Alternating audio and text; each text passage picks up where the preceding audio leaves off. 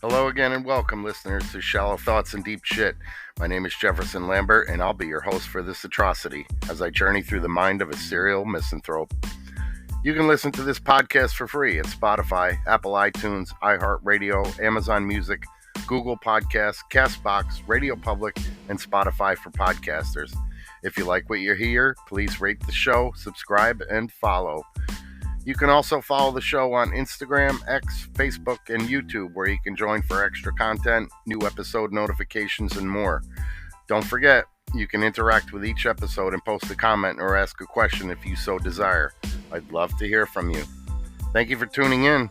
Let's get started, shall we?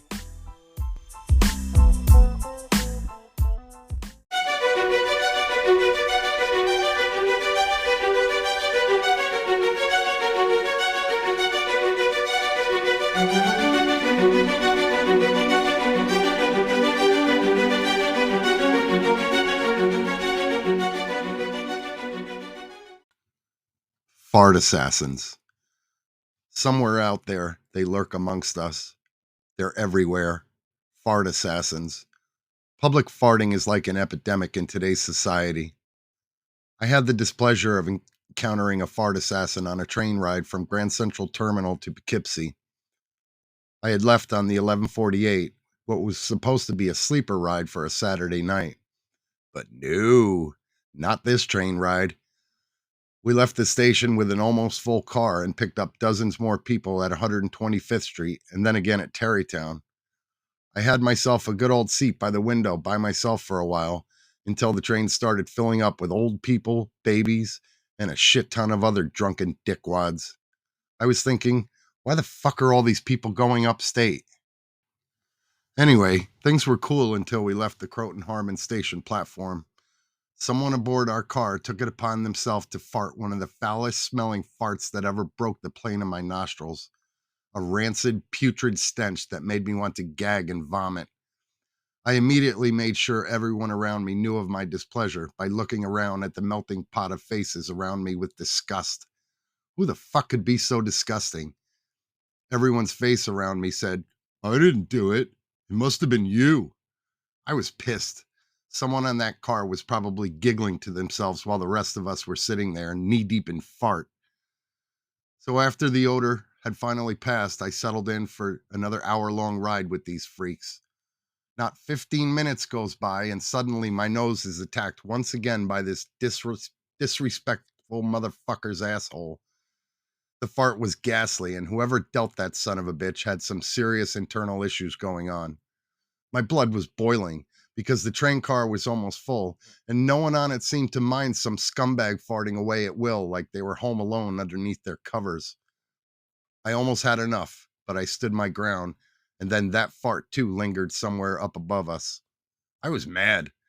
I looked around, and no one seemed to notice this slight distraction except me. Who were these people? By the time we reached Bear Mountain, I had enough. I was almost partly falling asleep, as if there were such a thing on a train, when all of a sudden, the filthy bastard struck again.